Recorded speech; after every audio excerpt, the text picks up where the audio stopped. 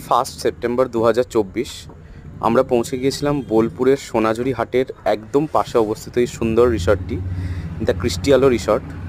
আপনারা লোকেশনটি সার্চ করলেই নাম দিয়ে দ্য ক্রিস্টিয়ালো রিসর্ট পেয়ে যাবেন।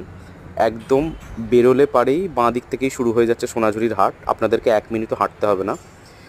তাতেই অনেক কটি কটেজ ছিল, সেই কটেজেরই একটি ফার্স্ট ফ্লোরে এটা আমাদের একটি সুন্দর রুম।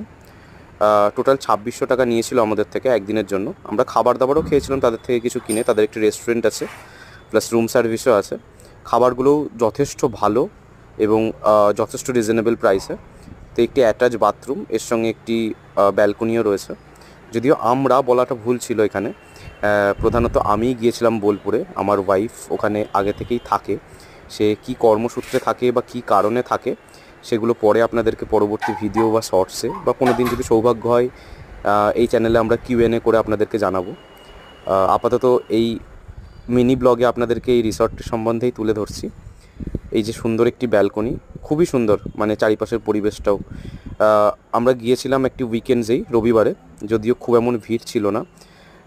খুবই ভালো অভিজ্ঞতা ছিল আমাদের, খুবই সুন্দর, খুবই ফার্নিশড একটা রুম। দারুণ ছিল অভিজ্ঞতা আমাদের।